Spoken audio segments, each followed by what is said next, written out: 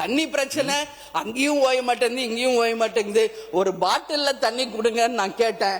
அண்ணன் ஓபிஎஸ் அவர்கள் அதுக்கும் ஒரு தடையை போட்டார். நான் கேட்டேன் நேற்று, ஏன் நான் இல்லமா நான் சும்மா சொன்னேன். பார்த்தா பாதி பேருக்கு பாட்டில் வந்துருச்சு, பாதி பேருக்கு தான் டம்ளர் இருக்குது.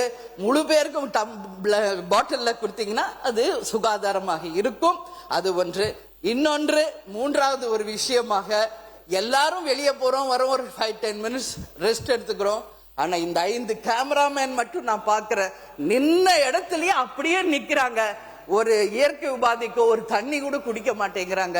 அவங்களுக்கும் நீங்க கொஞ்சம் சேஞ்ச் பண்ணி அவங்களுக்கும் நீங்க ஒரு கர்ட்டசியா எடுத்துக்கணும்னு சொல்லி இந்த நேரத்துல நான் என்னுடைய உரையை சொல்லி, நிச்சயமாக அனைவருக்கும் இந்த ஆட்சி ஒரு நல்லாட்சியாக அமையணும்.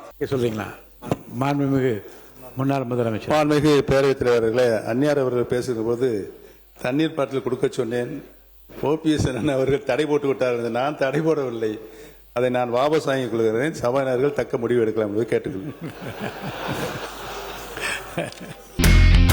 இனி செல்லும் இடமெல்லாம் செய்தி. தந்தி டிவியின் வாட்ஸ்அப் சேனலை ஃபாலோ பண்ணினா செல்ல இருக்கும் இடமெல்லாம் செய்தி. இதோ QR கோட், இப்பவே ஸ்கேன் பண்ணுங்க, ஃபாலோ பண்ணுங்க.